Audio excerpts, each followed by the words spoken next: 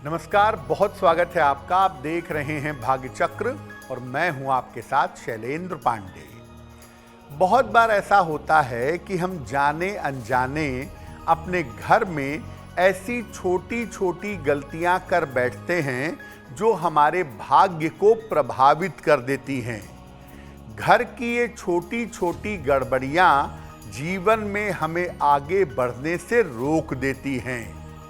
तो घर की वो छोटी छोटी लेकिन भयंकर गड़बड़ियां कौन सी हैं, उस विषय पर आज बात करेंगे। हम आपको आज बता रहे हैं कि जाने अनजाने आप अपने घर में ऐसी गड़बड़ी कर देते हैं जिससे जीवन में उन्नति की संभावना नष्ट हो जाती है। पहली गड़बड़ी है घर के मुख्य द्वार से संबंधित गड़बड़ी।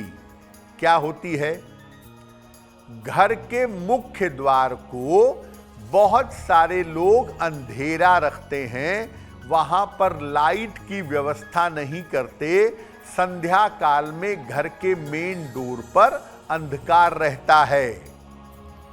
मुख्य द्वार का रंग आपने ठीक नहीं रखा है। अपने घर के मेन डोर का रंग आपने काला करवाया हुआ है, तो ये भी मुख्य द्वार के लिए ठीक नहीं है।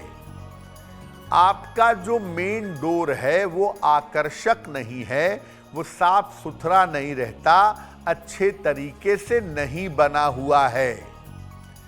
अगर आपके घर में मुख्य द्वार में गड़बड़ी होगी, मुख्य द्वार गड़बड़ होगा, अंधेरा होगा, काला होगा, गंदा रहेगा, तो घर के लोगों के जीवन में आने वाले सफलता के अवसर कम हो जाएंगे। तो अगर आपको रोजगार में, करियर में सफलता नहीं मिल पा रही है, तो एक बार गौर करके देखिए कहीं ऐसा तो नहीं कि आपके घर का मुख्य द्वार गड़बड़ हो। दूसरी गड़बड़ी है घर के चित्रों से संबंधित गड़बड़ी। घर में जो आप चित्र लगाते हैं, अगर उसमें गड़बड़ी है तो ये भी अच्छा नहीं है। कैसे? घर में लगे हुए चित्रों का खराब होना। आपने घर में चित्र बहुत समय से लगाया हुआ है, उसकी पेंटिंग उड़ गई है, चित्र का कलर फेड कर गया है, फिर भी आप खराब चित्रों को लगाए हुए हैं। चित्रों पर धूल जमा होती है, चित्रों की साफ सफाई आप कभी नहीं करते, और एक साथ आपने एक दीवार पर बहुत सारे ढेर सारे चित्र लगा दिए हैं। अगर आप ऐसा करते हैं तो आपके घर में बेवजह के वाद विवाद होंगे और बेवजह के रिश्ते परेशान करेंगे, क्योंकि ऐसी स्थिति में आपके रिश्ते खराब होंगे। तो घर में जो चित्र आप लगाते हैं वो साफ सुथरे तरीके से लगाइए। ढेर सारे चित्र एक जगह पर मत लगाइए और चित्रों पर धूल मत जमने दीजिए। अब बात करते हैं तीसरी बड़ी गड़बड़ी के बारे में। तीसरी गड़बड़ी है घर में अव्यवस्था। घर में अव्यवस्था कैसे पैदा होती है और इससे नुकसान क्या होता है, वो समझ लेते हैं। घर में कपड़ों और जूते चप्पलों को प्रयोग करने के बाद आप इधर उधर फेंक देते हैं। घर में अव्यवस्था पैदा हो जाती है। जूतों की और कपड़ों की अलमारी को अव्यवस्थित रखते हैं, इससे भी घर में अव्यवस्था पैदा होती है।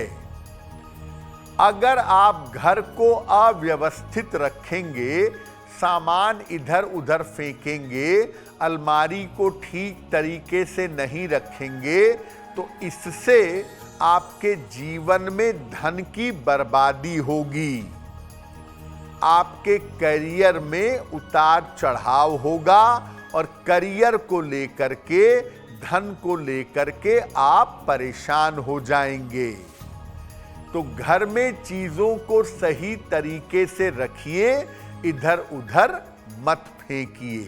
चौथी गड़बड़ी है पानी से संबंधित।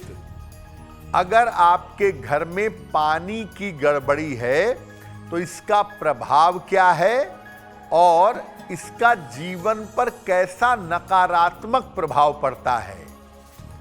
देखिए, आप अपने घर में पानी की बर्बादी करते हैं।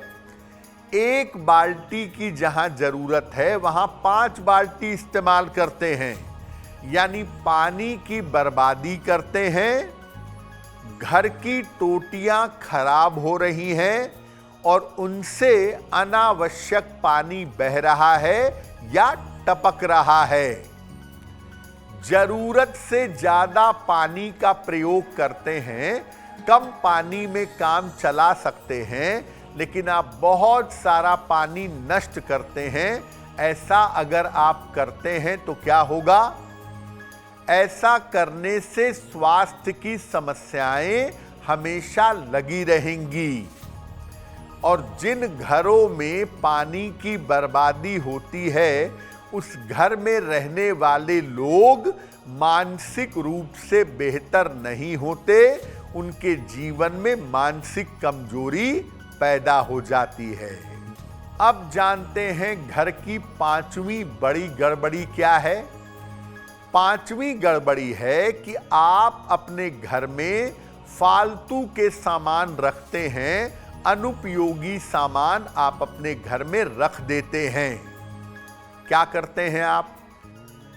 देखिए, आप अपने घर में पुराने कपड़े रखते हैं, पुराने जूते रखते हैं, जिनको आप कभी प्रयोग नहीं करते फिर भी रखे हुए हैं।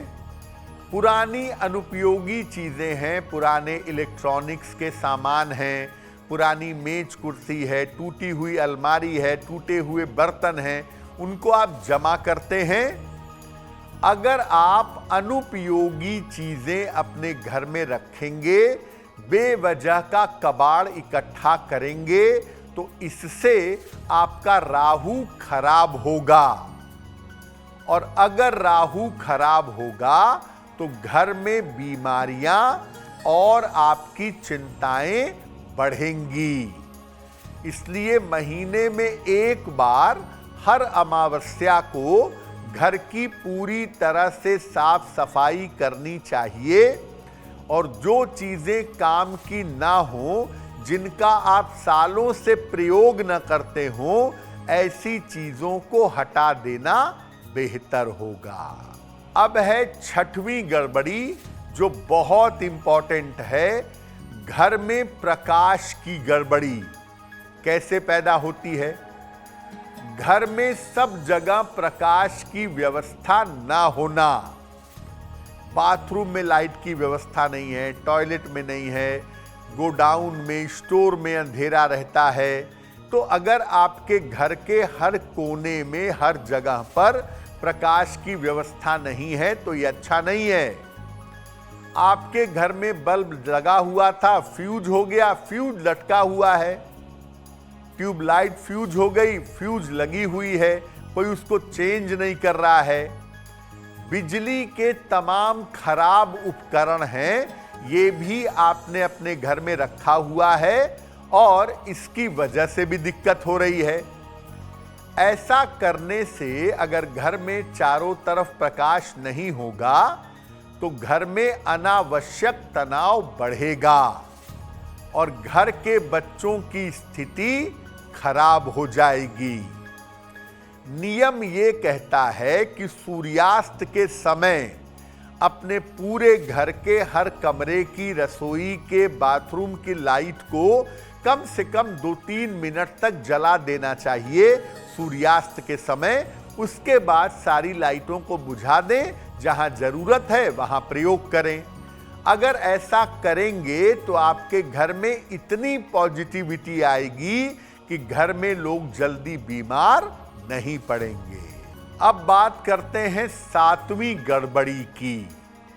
सातवीं गड़बड़ी पैदा होती है घर के दरवाजों से।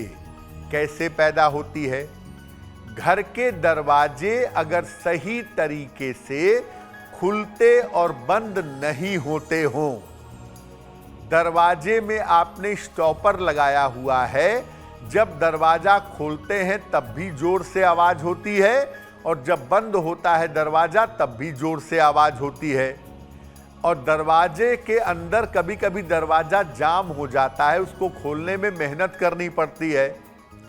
तो अगर आपके घर के दरवाजों से जोर जोर की आवाज आएगी, दरवाजे बार बार खुलते बंद होते समय आवाज करेंगे, तो इससे घर में झगड़े होंगे और इससे घर के लोगों के आपसी रिश्ते खराब होंगे।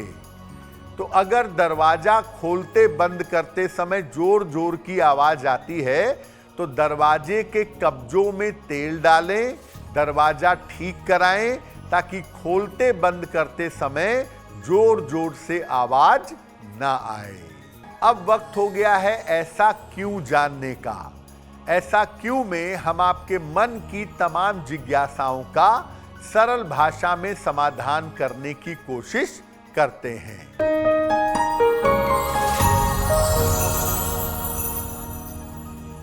ऐसा कहा जाता है कि दीपक या मोमबत्ती को मुंह से फूंक कर नहीं बुझाना चाहिए, कागज के टुकड़े से, पंखे से बुझा दीजिए, मुंह से फूंक कर ना बुझाएं, क्योंकि ऐसा करने से दरिद्रता आती है। ऐसा क्यों? देखिए, वास्तव में बात यह है कि जब आप मोमबत्ती या दीपक बुझाएंगे तो आप उसके नजदीक जाएंगे, झुक करके उसको फूंकेंगे। उस समय मोमबत्ती के या दीपक के लौ के ज्यादा निकट होने से आपका चेहरा जल सकता है या आपके बाल जल सकते हैं जो आगे ही रहते हैं। इसीलिए उसमें कोई खतरा पैदा ना हो जाए, इस बात को ध्यान में रख करके कहा गया कि मुंह से फूंक करके दीपक नहीं बुझाना चाहिए। अगर आप मुझसे जुड़ करके अपनी समस्याओं का समाधान चाहते हैं और चाहते हैं कि आपकी समस्याओं को ज्योतिष के माध्यम से सुलझाया जाए, तो आप हमसे संपर्क कर सकते हैं, जुड़ सकते हैं एस्ट्रो तक पर।